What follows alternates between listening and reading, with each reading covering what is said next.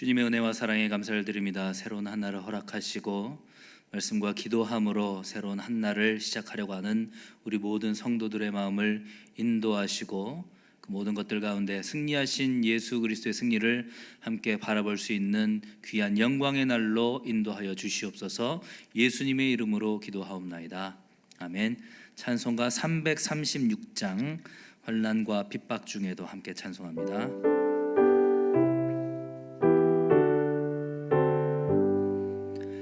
환난과 핍박 중에도 성도는 신앙 지켰네. 이 신앙 생각할 때에 기쁨이 충만하도다. 성도의 신앙 따라서 죽도록 충성하겠네. 옥중에 매인 성도나 양심은 자유 얻었네. 우리도 고난 받으면 죽어도 영광 되도다. 성도의 신앙 따라서 죽도록 충성하겠네. 성도의 신앙 본받아 원수도 사랑하겠네. 인자한 언어 행실로 이 진앙 전파하리라. 성도의 신앙 따라서 죽도록 충성하겠네.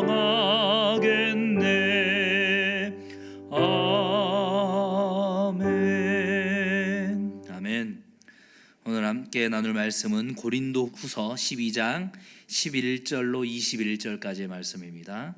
고린도후서 12장 11절로 21절까지의 말씀을 함께 읽도록 하겠습니다. 내가 어리석은 자가 되었으나 너희가 억지로 시킨 것이니 나는 너희에게 칭찬을 받아야 마땅하도다. 내가 아무것도 아니나 지극히 크다는 사도들보다 조금도 부족하지 아니하니라.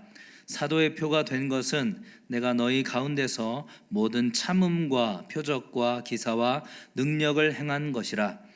내 자신이 너희에게 폐를 끼치지 아니한 일밖에 다른 교회보다 부족하게 한 것이 무엇이 있느냐?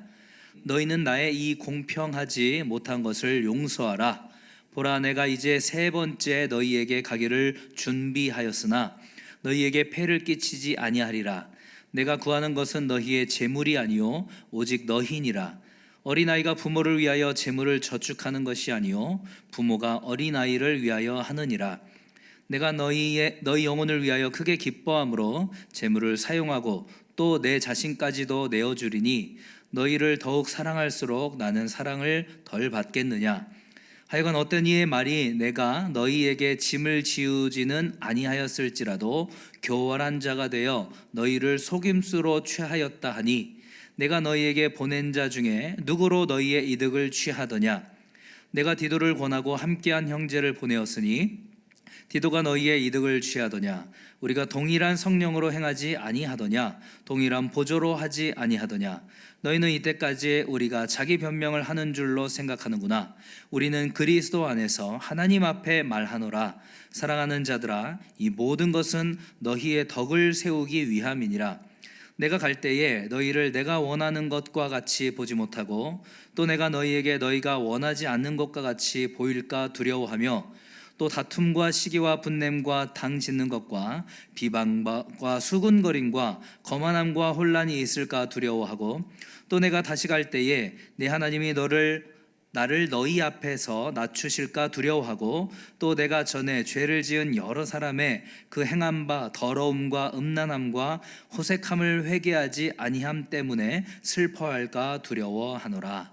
아멘. 이러한 비유로 말씀을 시작을 해볼까요?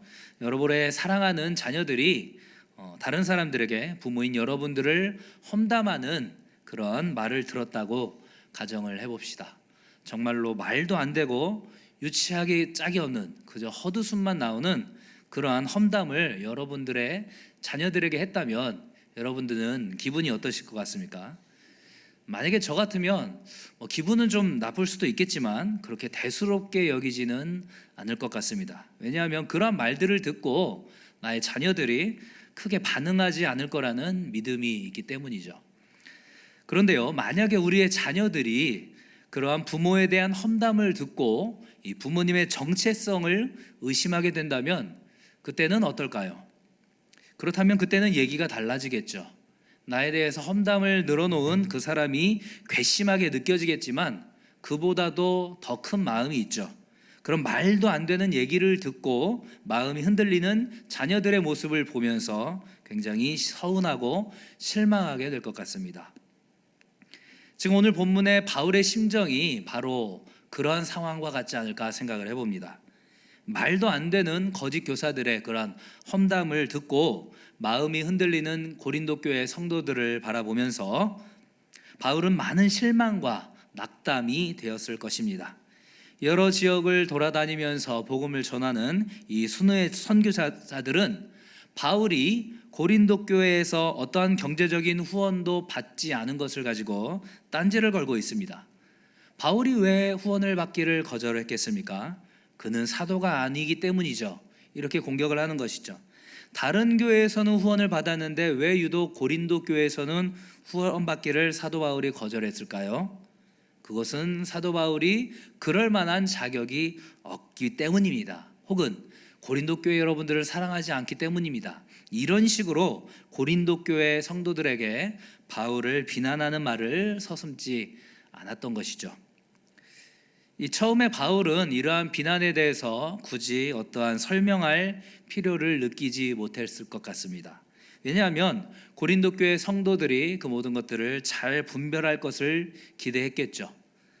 하지만 그들은 그렇게 하지 못했고 오히려 바울에게 그런 의구심을 해명할 것을 강요하고 있습니다. 결국 바울은 거짓 교사의 수준으로 자신을 끌어내려서 사도권을 증명하게 되었습니다. 바울이 전도했던 사역의 현장마다 그의 인내함과 수많은 표적과 기사와 능력이 나타났다라는 것들을 굳이 언급해야만 했습니다. 하나님의 위대함 앞에서 자신은 지극히 작은 사도다 이렇게 말했는데 거짓 교사들은 이것을 두고도 바울이 스스로를 사도의 자격이 없다고 스스로 고백한 것이다 이런 식으로 고백했다고 아주 유치한 공격을 했을 것 같습니다.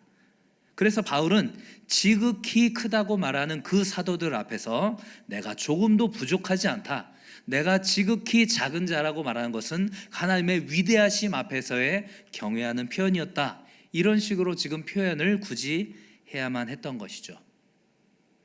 이렇게 언급하는 것은 사도 바울에게 있어서 참 유치할 수도 있고 어리석은 일이었지만 그것은 고린도 교회 성도들이 강요한 것이나 다름없었습니다. 이것은 마치 나의 아버지가 진짜가 맞냐고 의심하는 자녀에게 이 유전자 검사 결과를 들이밀면서 그렇게 나아가는 아버지의 모습과 같다고 생각할 수 있을 것 같습니다. 바울은 왜 고린도 교회 성도들에게 재정적인 후원 받기를 그렇다면 거절했을까요? 13절 상반절에 보면 내 자신이 너희에게 폐를 끼치지 아니한 일이다 이렇게 말하고 있습니다. 이 구절을 직역하면 내가 너희를 마비시키지 않기 위함이다 이렇게 표현할 수 있습니다. 그만큼 고린도 교회 성도들을 생각하고 아끼는 마음이 컸다라는 것이죠. 고린도전서 9장에서는 사도 바울이 설교자로서 생계비를 지원받는 것은 모든 사도들의 권리라고 설명한 바가 있습니다. 실제로 사도 바울이 모든 지역에 있어서 그러한 경제적인 후원을 받는 것을 거절한 것은 또한 아니었습니다. 하지만 고린도 교회는 그만큼 각별하고 더 애착이 갔기 때문에 그러한 경제적인 후원 받는 것을 거절했습니다. 그렇기 때문에 그렇게 애착을 보였던 고린도 교회 공동체가 바울을 의심하는 이 상황은 더 큰 실망으로 다가왔을 것입니다. 그런데 우리가 여기에서 짚고 넘어가야 되는 중요한 부분이 있습니다. 우리는 사도 바울이 그저 인간적인 서운함과 그러한 아쉬운 마음을 토로하고 있는 것이다, 이렇게 생각해서는 안 된다는 것이죠. 바울이 자신의 서운함과 그러한 실망감을 고린도 교회 성도들에게 밝히면서 자신이 그렇게 사도권을 변호하는 목적은 따로 있었습니다. 오늘 본문 19절입니다. 너희는 이때까지 우리가 자기 변명을 하는 줄로 생각하는구나. 우리는 그리스도 안에서 하나님 앞에 말하노라. 사랑하는 자들아, 이 모든 것은 너희의 덕을 세우기 위함이니라. 아멘. 바울은 지금 고린도 교회 성도들에게 그저 변명을 하는 것이 아니라 마음의 중심까지 꿰뚫어 보고 계시는 전능하신 하나님 앞에서 말하고 있는 것이다, 이렇게 강조하고 있는 것입니다. 그리고 이러한 모든 변호의 말들은 사랑하는 고린도 교회 성도들을 하나님의 말씀 위에 제대로 세우기 위한 과정이라는 것이죠. 이 고린도 교회 성도들을 직접 대면하기 전에 영적인 아비요, 영적인 교사인 사도 바울에 대해서 오해하고 있는 부분들을, 잘못된 부분들을 바로잡아 세워야만 그들이 그 진리의 말씀 위에서 굳건하게 자라고 영적으로 더욱더 성장하고 성숙할 수 있다라는 확신 때문에 지금 바울은 이러한 이야기들을 하고 있다라는 것입니다. 바울은 그저 자신의 서운한 감정을 드러내는 것에 목적이 있지 않았습니다. 자신의 사도권이 무너지는 것은 결국 그를 사도로 세우신 예수 그리스도를 끌어내리는 일이었기 때문에 그렇게도 적극적으로 자신의 사도권을 변호하고 설명했던 것이죠. 자신의 사도권이 위협을 받는 상황 속에서 바울은 하나님께서 스스로에게 물어보라고 하셨을 그 질문들을 생각했을 것입니다. 나는 왜 그렇게 고린도 교회를 위해서 열심을 내었는가? 바로 그 질문에 대한 바울의 대답이 있었을 것입니다. 그 대답은 바로 사랑이었습니다. 죄인 중에 괴수인 나를 구원하신 그 예수 그리스도의 사랑, 그리고 그 사랑이 바울의 마음 가운데 심겨졌고 그 사랑으로 고린도 교회 성도들을 가르치고 섬겼던 것이죠. 그렇기 때문에 고린도 교회 성도들의 그런 거룩하지 못한 모습을 바라보면서 바울은 안타까운 마음으로 그들을 위해서 기도했을 것입니다. 바리새인과 종교 지도자들을 꾸짖으시면서 예수님께서 동시에 그날 밤에 예루살렘을 바라보시면서 탄식하셨던 바로 그 마음으로 그렇게 사도 바울은 기도했을 것입니다. 사랑하는 성도 여러분, 사도 바울은 고린도 교회 성도들에게, 그리고 거짓 교사들에게, 그리고 우리 모두에게 동일하게 질문하고 있습니다. 사랑으로 평가하라. 예수님께서 자신을 내어주신 그 사랑으로 평가하라고 바울은 지금 우리 모두에게 이야기하고 있는 것입니다. 우리가 예수 그리스도를 위해서 많은 일들을 하다가 때로는 억울한 일을 당할 수도 있고 비난을 받을 수도 있습니다. 그런 상황에서 우리가 낙심하지 않을 수 있는 힘은 무엇일까요? 바로 우리 안에 심겨진 예수 그리스도의 주님의 사랑입니다. 그 사랑이 우리를 평가하고 또한 우리를 위로하고 우리를 격려하실 것입니다. 하지만 반대 상황도 있다는 것을 우리는 반드시 기억해야겠죠. 모두가 나의 선한 행동과 행실을 칭찬하고 박수칠 때 우리는 또다시 물어보아야 합니다. 예수의 사랑으로 했는가? 예수 그리스도의 사랑으로 했는가? 그렇지 않다면 모두가 박수칠 때 예수님께서는 우리를 꾸짖으시고 훈계하실 것입니다. 바라기는 주님의 사랑으로 모든 것이 평가받게 된다는 것들을 깨닫고 감사함과 기쁨으로 그렇게 낙심하지 않고 주의 일을 기쁨으로 감당하는 우리 모두가 될 수 있기를 주님의 이름으로 간절히 축원합니다.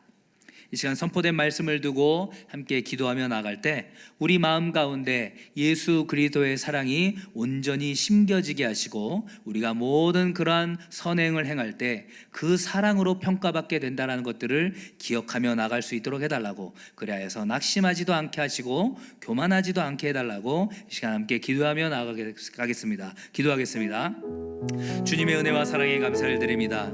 아버지, 죄인 중에 괴수였던 자기 자신을 구원하신 그 사도 바울이 만난 하나님의 사랑, 그 예수 그리스도의 사랑이 바울에게 심겨졌고 바로 그 사랑으로 수많은 교회들을 개척하며 복음으로 그 모두를 섬겼습니다.